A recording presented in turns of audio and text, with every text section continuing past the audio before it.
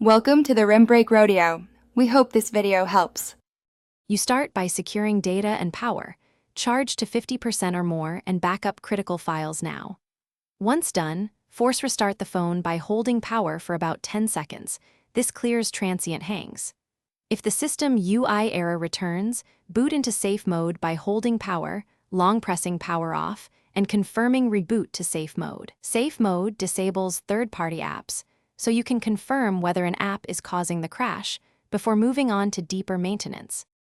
Now that you're in safe mode or after a force restart, remove any apps or updates you installed just before the problem started. This isolates the culprit.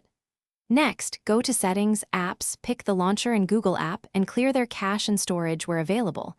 That fixes corrupt UI data. If crashes persist, power off, boot the bootloader, usually volume down plus power, enter recovery, and choose Wipe Cache Partition.